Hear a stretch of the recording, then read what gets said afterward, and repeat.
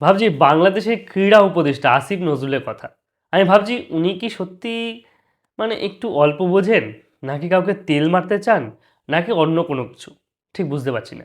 আসলে এই কথাটা আমার নয়। এই কথাটা হচ্ছে কমেন্ট বক্সে দেখলাম সেই ভিডিও বা সেই ছবি কমেন্ট বক্সে তিনি বক্তব্য রাখছেন যে, এই যে ভারতে এসে বিশ্বকাপ খেললো না বাংলাদেশ ক্রিকেট দল, এটা সম্পূর্ণ মানে সরকারের সিদ্ধান্ত নয়। ১ম এই কথাটি বললেন যে, এগুলো সম্পূর্ণ ক্রিকেটারদের সিদ্ধান্ত এবং ক্রিকেট বোর্ডের সিদ্ধান্ত।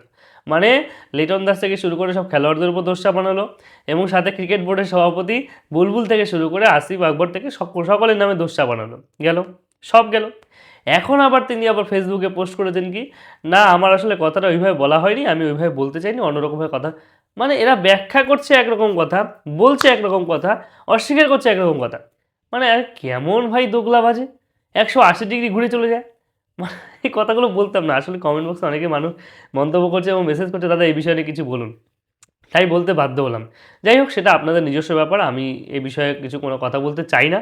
তবুও আজকে যেটা বললাম আমার মনে হলো, নিউজ দেখলাম যে উনি একসময় বলেছিল যে ভারতে বিশ্বকাপ খেলতে যাবে না যেহেতু মুস্তাফিজুর রহমান ইস্যু নিয়ে নানা রকম গন্ডগোল বা সিকিউরিটি দিতে পারছে না বা আইসিসি কেন মুস্তাফিজুর রহমানকে বাদ দিয়ে খেলতে বলেছে, এটা সম্পূর্ণ সরকারি সিদ্ধান্ত। এই সমস্ত কথাগুলো উনি নিজেই বলেছিলেন এবং সেই বিষয়ে ভিডিও আমার আগেই আছে, আমি আর সেগুলো দেখালাম না।